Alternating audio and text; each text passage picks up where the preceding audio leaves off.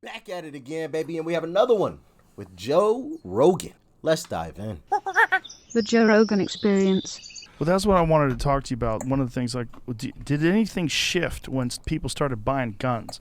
When there was this moment where, what was the number of gun sales went up? Something crazy. Shit, it was crazy. Oh, like God, 40-something I think percent. it was higher than that. Really? Yeah. Okay, let's find it. Let's guess. I'm thinking it's like 40%. Jamie, what do you think? What's your guess? What's the percentage? Yeah, that sounds right. I have a different question, but Okay, go ahead. first. Go ahead. I'm looking that up because I see the statistic of 500,000 to 3 million. But it's would the Center for Disease Control be doing that? Really? Is that what it is? Because they want to make it a healthcare issue. Because you hear them say it all the time. They say this is a public health issue. It's easier to sell gun control when you deem it a public. It's no different than think COVID and the vaccine. Why wouldn't it be the ATF though? Because it's easier to sell it as a public health issue. I know, but firearms is literally in their title. Yeah, exactly. And if you say it the way Biden says it, you switch firearms and tobacco. AFT. So- but you got to. Yeah. They're very good. The one thing I will say about them, and when I say them, I mean the gun control lobby, which generally speaking, and I got a lot of people who follow me who are more liberal, they hate when I bring up the Democrats. They hate it because they think I'm just trying to push this one-sided narrative with respect to the Republicans. No, Right. it is what it is. If you look at all the gun control legislation, you look at anybody who's pushing gun control, the vast majority of them, I'm talking 99% of the time, they are Democrats. Why do you think that is? Because the Democratic ideology is based around bigger government, right? And so you can't necessarily exact your control over a group of people if they have something as self-reliant as a firearm. Do you really think that's what it is? I do think that to a degree that is it. I Yes. think it's that the ideology behind being a left-wing person is you want less violence, and I think maybe you're more reluctant to actually take into account real human nature and the real potential breakdown of society that would cause you to need a gun. I think they're more idealistic, more utopian, and perhaps more delusional. I think the people who vote Democrat believe that. I think the people in power have a different agenda. I think from their and honestly, they are the proverbial hammer. So when your fundamental ideologies are based around bigger government, you think the solution for everything is more government. Right. So if a shooting happens, right, and come on, do we really think government is the most efficient entity at solving problems in our country? No. People complain about the government all the time. But when you are the government and you get something like a shooting and people are like, we need to do something about it. Okay, more government. Let's throw these laws out here. Like, restrict that, take that. So they take on a more parent role as opposed to an entity designed to find true solutions to fix a problem. And unfortunately, we've watched that happen with the recent tragic situations that have gone down. Politicians have come out and tried to use them as springboards for their campaigns, with this fake emotion. They get out there and they start shaking like, oh my God. And I'm just like, come on. Like, what are we doing? Do we have a bunch of kids running this country? Even if you were angry, go sit down with the other side and figure out a solution. Like, getting in front of a camera, how dare these folks? I am tired. That does nothing. It does this much. Zero, zip, zilch, nada. But to them, it doesn't matter because it gives them political points in the eye of some people in the public. They get extra votes instead of actually going to fix the problem. Getting behind closed doors with the other side and putting your heads together to figure out a real solution. They would rather get in front of a news camera and put on a show. I'm not buying it. I'm sorry. I'm sure you guys have seen the same things that I'm talking about. Do you guys agree? Let me know in the comment section, please. So they say, okay, well, if this small number of people are killing people with guns, take the guns away. It's just an oversimplified approach to any problem that comes up because they're not really about getting to the true issue of the problem. They just want to either look like they're doing something about it, and so they'll just take the easiest approach. Or they'll try Exactly to what I just scapegoat said. it on something, because at the end of the day, they realize that their ineptitude with respect to leadership is going to be put on full blast. More specifically, our inner cities, Right. right? So if the vast majority, I mean close to 80% of gun homicides in this country are coming from our inner cities, and we have 400 million guns in this country. It's really 80%. Is that a true statistic? Damn near, yes. It's high. It's high. I'm talking gun homicides, Right. Not like gun deaths, Right. Because it's driven by gang and drug violence. That's And with gun deaths, then you start including suicide. exactly, yeah. And so if you understand that, that means that we're having a high concentration. 80%. And that goes along with another thing as well. Something that everybody in America knows about is the issue in Chicago. When's the last time we heard a politician, some of these same politicians that, get in front of a news camera and are shaking and are so outraged after some of these mass tragedies? When's the last time they were outraged about what's happening in Chicago? I'll wait. About a minute after, never. When's the last time some of these same folks went and questioned Mrs. Lightfoot in Chicago about what's going on in her city? I think that one's about never. Why is that though? Why? I feel like I got one reason why. It's because they don't get any political points from that. They don't get any extra votes from pointing that out. They don't. So they just ignore it. But y'all can let me know how y'all feel in the comment section. Why do you think Chicago is ignored? Talk to me. High concentrated level of violence in very specific areas in this country, right? And as a result of that, you look at that and you say, okay, well, we have we have an era of concentrated violence in specific areas, but yet we have guns all across the country that don't have this violence. So clearly there's something else going on here other than the fact that there are guns. And then predominantly, these inner cities are led by Democrats. It just is what it is. It's not And me they playing have politics. heavy gun control, which exactly. is even crazier. So it stands to reason you're not doing something in these places that you should be doing in order to deal with this violence. Yeah. And then, in my research and in my study, when I was reading this book, it's called, I think it's like Don't Shoot or something like that. I can't remember the exact title of it. So I was reading this book. And that's also a great point that he brought up there too. The fact that a lot of these inner cities and places where a lot of this stuff is happening, they already have some pretty strict gun laws. So why isn't it working there? But it's supposed to work all across America though. And I also brought up the fact that there are more weapons in this country than people. If the only thing was that weapons were bad, if that was the end all be all, if that was the true issue, there would be bodies on every city block. Every block, there's someone who has a weapon. There's someone. So if that was the case, you'd see these issues all over the place. And on almost every U.S. city street, you'd see it. You'd hear it, but you don't, do you? There's a few situations here and there. And don't get me wrong, they are tragic. It is sad. It sucks to hear about. It sucks to see. We understand that. We're on the same page with that. But the weapons themselves aren't the issue. A weapon doesn't do anybody harm by itself. The person behind the weapon does the harm. But also, how about we fix these inner cities with a true solution?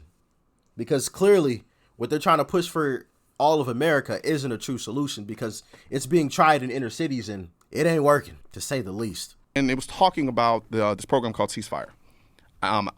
There is a program currently now that's called Ceasefire, but I don't think it's the same program, or it's a former shell of itself. But, this guy, this criminologist, he set out, and I think it was done in Boston, and they were dealing with a lot of violence in their inner cities.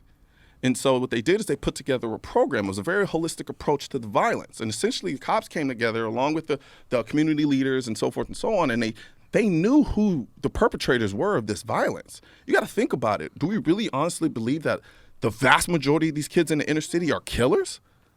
No. It takes a very specific type of person to be a killer. So a lot of the killings that are taking place in these places are done by a very hyper-focused group of kids in these areas. And the vast majority of the time, the police know who these kids are. Police know who the perpetrators of this violence are. And so what they did is they came together. They said, all right, here's what we're going to do. And they brought the leaders of the gangs and the kids who were out on the street, so forth and so on, came together and hey, look, we're not going to say we're not going to arrest you for the drug dealing, because I mean whatever happens with respect to that. But if the bodies continue, we're going to make life incredibly hard for you on these streets, really hard. And as time went on, the violence stopped. The number went down. Because at the end of the day, you got to think about it. A lot of these kids are carrying guns not because they want to go and kill someone. They're carrying guns because they're scared. They've grown up in an environment that has forced them to engage in the lifestyle that they're in, generally speaking. There's a saying, I'd rather be judged by 12 than carried by 6. And that's exactly what he just described. I would rather carry something illegal and go to jail than to be carried to my grave. It's just scared, because of the place where you live. If I'd rather be caught with it than caught without it, because the latter could be catastrophic. It could be the end of me if I'm caught without it. So I'd prefer going to jail. And I think that's a rational decision.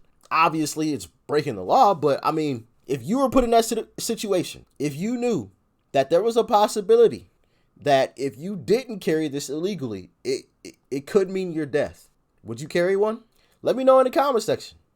I agree with that. I'd rather be judged by 12 than carried by 6. At least I'm alive. Yeah, I'm going to spend some time behind some cement walls, but I'm still breathing. I still get to wake up every morning and now it may not be in the place of my choosing, but it's better than being in the dirt. And it's true what he just said. They're carrying guns not because they want to go and kill someone. They're carrying guns because they're scared. Yep. They've grown up in an environment that has forced them to engage in the lifestyle that they're in, generally speaking. So if I'm a kid, and even if I don't want to partake in this particular lifestyle, if that's the only thing that surrounds me, and I know that at any given point my life could be threatened, I'm going to carry a gun too. Or even if I'm a kid that's like, look, I want to make some extra money. I'm not justifying drug dealing. I'm not justifying the selling of drugs. But if I'm a kid who just says, you know what, I want to sell money because I grew up, the only form of success that I've seen were the drug dealers in my area, so I'm going to sell drugs. Of course he's going to carry a firearm. He's selling drugs. There are going to be other people who are going to try to take his product, so forth and so on. Doesn't necessarily mean he's a killer, right? So when you focus entirely on the firearm and only on the firearm, it doesn't do anything to actually deal with the issue that's good, the underlying issue that's happening in these places. It's a socioeconomic issue. When you grow up in poverty, I'm sorry, there's going to be a predisposition. But also, the one thing that hasn't been addressed by these same folks that keep pushing these laws is that the only people that you're hurting, the only people that you're hurting are the law-abiding. Those are the only people that you're hurting. The criminals, last time I checked, they're not walking down to the local police station. Hey, I heard you guys were taking all these back. Here's mine. I got it illegally, but I'm going to turn it in now. They're keeping theirs. And they're going out and they're using them because they know nobody on this city block has one anymore. So I have something that they don't have a counter to. So what is a bat to a firearm? There's no comparison. You can try if you want. A bullet's going straight through a bat. What are some brass knuckles to a bat? Brass knuckles to a firearm. A knife to a firearm. It's a losing battle 10 times out of 10. So that whole logic doesn't even, it makes zero sense. Zero. With respect to your area, you're going to have more violence there because what is the natural economy there? Drugs. That's one of the weirder aspects of gun violence is the reluctance to address the violence in inner cities while focusing on the violence of the rare mass shooter. Because the inner city, like if you look at the south side of Chicago, it's a regular basis. Yeah. It's almost every weekend there's a bunch of homicides. I think the reason why is because, like you actually touched on it, how do you avoid inner city violence? You're going to have to fix the crime. No, I mean just you. How do you avoid being stay out of the inner city? Exactly. Yeah. However, when people feel like some random yo-yo can walk into a store and just start shooting people, it terrifies them, which is understandable. Yeah. It's totally understandable. But none of these laws that they're proposing. And that is why you make sure that the law-abiding is able to legally carry to protect themselves. That is how you avoid the issue of some random Joe Schmo running into a store and doing what the Buffalo gentleman did. And it's crazy because the media didn't cover this a whole lot either. There was a situation where a gentleman was firing at a graduation party. Someone in attendance was a legal carrier. She dropped him. He's now 6 feet under. But if you have laws that don't allow law-abiding citizens to legally carry, now, I don't know, 10, 20, however many people are at that party are put in a wooden box versus just this deranged gentleman being put in a wooden box. I don't know. That's the way that I see it, but y'all can let me know how you feel in the comment section. Do anything to stop this.